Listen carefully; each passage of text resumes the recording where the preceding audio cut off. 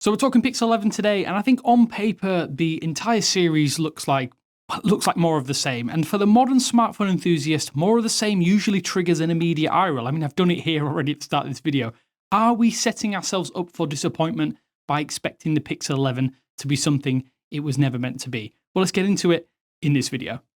If you are excited for the Pixel 11 or just want to know more about it when it comes out, then do me a solid and hit that subscribe button. I want to tell you all the details about the lineup when we learn more, and I'd love to have you as part of the team. Cheers. So the super easy answer to that question I posed right at the start is a resounding yes. I think maybe we're all, rightly or wrongly, trapped into a cycle of demanding massive sweeping changes every 12 months, even though mobile hardware it's largely plateaued in most areas. Let's not get it twisted. I'm always excited for new hardware. Even more so now Google is getting a lot more competent at that component of it. And without giving Google a free pass, I don't think the answer is quite as simple with a Pixel phone. Things have never really been as obvious as they seem with a Pixel, and we're getting to a stage where fans and detractors are likely expecting more than is possible, and I must admit I've fallen into this trap a few times previously. It's certainly no secret that Google is going to stick with the tried and tested design for the Pixel 11 lineup. They're going to have the same size, the same shape, basically the same frame, and potentially with a few minor tweaks added in for good measure. For anyone who wanted a major shakeup, well, you're probably going to have to wait for next year, as the phone in your pocket currently, if it is a Pixel 9 series and above, probably going to look a lot like this. And for a lot of these reasons, to me, this is actually going to be a good thing. Let's be honest, I think it took until the Pixel 9 series for Google to make a truly competent smartphone in most of those key areas that we value as smartphone owners. There's no major downside to the design. Yes, it's a little bit derivative of older iPhones, but I do think the camera bar is what sets the Pixel apart, and it's a really standout component. I'm also sort of shocked that, unlike years gone by, we actually haven't seen a huge hardware leak of the Pixel 11, at least not of this video going live. Sometimes devices are actually out there spotted being tested in the wild, or even sometimes like last year seen in an ad being shot. Sometimes people happen to be passing by and we get a good glimpse of it. Yeah, that hasn't happened this year. And maybe that's a blessing in disguise, because we're not making quite as many sharp or snap judgments based upon pre-release hardware. Conversely, expectations are always high, which, as I say, I think may be prepping people for some level of disappointment when they do eventually become available. We practically know every of the on-paper specifications, but that also only tells one major side of the story. Here's what to expect from the Pixel 11 lineup, just if you have missed that and you've been living under a rock for a few months. We're getting that 6.3-inch base model, 6.3-inch Pro model, 6.8-inch Pro XL, and a Pro Fold. I'll put on screen the specifications of the screens. I don't think they've been made available, but expect it to be very similar to the Pixel 10 Pro Fold. There's nothing out of the ordinary, and I do think that lineup, it just works. There are going to be some minor spec bumps. You get slightly bigger minimum battery capacities. They will change slightly depending on which model it is. It'd be fair to assume the actual capacities will remain the same as the 10 series, I think.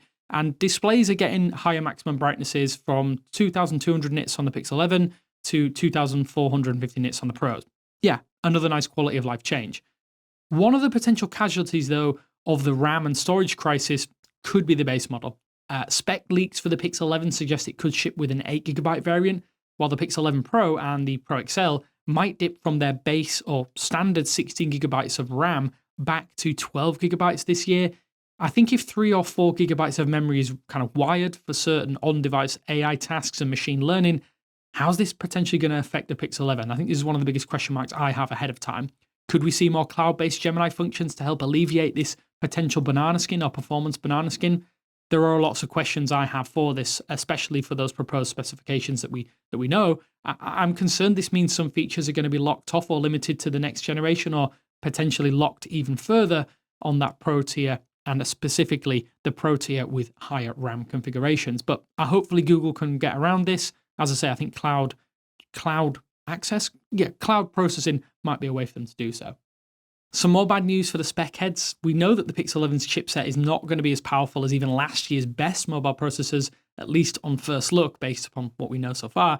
The leaks do point to an unusual asymmetric 7-core architecture, basically a 1+4+2 setup. It utilizes ARM's C1 Ultra and C1 Pro cores, and while switching to TSMC's highly efficient 2nm process is going to be a massive win for potential battery longevity and thermal management, early indications show the PowerVR-based GPU architecture is still going to lag behind the competition in raw gaming grunt. So yeah, Not great if you're a mobile gamer. I guess one reality check is that even Google has admitted that Tensor was never ever designed to break benchmark records. Expecting Google to suddenly pivot to a Qualcomm beating or rivaling chip or beastly chip as of 2026 is probably going to be huffing pure copium at this point. I think it's something that may come later down the line. I do think the processor situation has been it's been a massive nitpick for Pixel fans for years and a bugbear for the fanatics out there, those of you who don't care about Pixel phones. And you often cite the weak internals as a reason to avoid Google smartphones. I think rightfully so if you care about that. All of the problems plaguing Tensor and the Tensor lineup do need to be addressed and fixed first. And I do think Google has been trying to do that. Get the Tensor to a level footing before trying to run with the ball and trying to really ramp up the performance. I think that might, and it is the most sensible way to do this. And if we huff a little bit more copium for just a few more seconds, I don't necessarily think raw power has ever felt like a key component on a Pixel phone. I think the A series indicates that more than any other. And that's not a defense of Google by any stretch of the imagination, but more of a realization that we probably may never get that Qualcomm smashing Tensor chip that we all really do want deep down, unless Google suddenly pivots back and intercepts and puts Qualcomm back in their devices. Again, I don't ever see that happening, in at least as far as the Pixel series is concerned. As for other additions, I think it's going to be hard to decipher what Pixel Glow will be and do for us with our phones. I'm wondering if it will be anything more than an enhanced flash for the camera, maybe a little bit of a notification LED. I'm actually intrigued to see what this will be, and it could be the key component of this. We first confirmed it was coming to the Pixel 11 a few months ago. Subsequent leaks have suggested it could be an LED strip rather than an area around the camera island or a glowing area around the camera island. We've seen nothing do rear panel LEDs, and again, that's received a fairly mixed response. So I'm a little bit having tempered expectations of what this is going to bring. So long as there's some utility, I think it's going to be more than useful, more useful than a temperature sensor. Well, I'm on the fence because I do think the temperature sensor feels like it was a time capsule for back to phone development during the global pandemic. And I know I've heard and read comments here that people use this on a regular basis. So yeah, I'm intrigued to see how this plays out and if there's extra utility with Pixel Glow. I think, is it enough to sell a phone? I'm going to be honest with you, I highly doubt it. But yeah, it is one of those things that is coming with this device and might at least try and separate it from the Pixel 10 series. I will be honest though, I've had my gripes with the Pixel camera system over the past few years. For consistency across the board, I do think it is hard to fault a Pixel phone, which is going to be key or a key selling point on the Pixel 11, no doubt, especially in markets where cameras aren't necessarily as widely available as they are in, say, China, for instance. The good news is that the base Pixel 11 is rumoured to bring back a proper 50 megapixel main sensor, and this fixes a major frustration I had with the previous generation, where that base model felt like, well, I mean, let's be honest, it felt like a glorified A-series setup with the telephoto being added as a little bit of an afterthought, although I do applaud the addition of a telephoto on the base model. Bringing back a 50 megapixel sensor is a welcome fix, but it's a return to form. It's not actually necessarily a leap forward. It basically puts you on par with the main sensor with the Pixel 9. So yeah, Google needs to do something here to really help accelerate and improve the experience on that base model. Here's another thing. I think if we're not going to get tons of camera hardware tuning, can Google please at least maximize the capabilities of the system that we're going to see?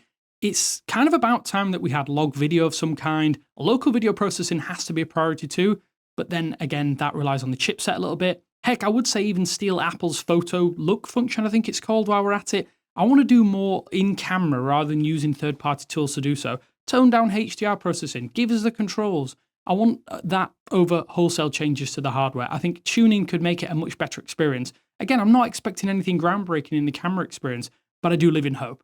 Google is selling Pixel cameras based upon photo consistency more than anything else.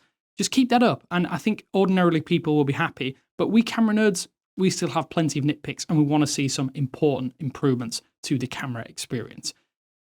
There's no doubt that the spectre of pricing looms large over the Pixel 11 lineup, which means the ultimate test for the Pixel 11 won't necessarily be its hardware, it will be its price tag for that associated hardware. 3 years of iterative hardware changes haven't hurt other rival brands like Samsung because they have the established market dominance, and sometimes people are willing to overlook that because they want the latest Samsung. Google doesn't have that luxury. If Google attempts to push higher prices while simultaneously offering a tighter RAM footprint, an underpowered potential GPU for the gaming performance with barely any extra hardware changes, then I will say fans probably aren't going to be as forgiving as they were last year when the Pixel 10 already felt like an iterative update over the Pixel 9.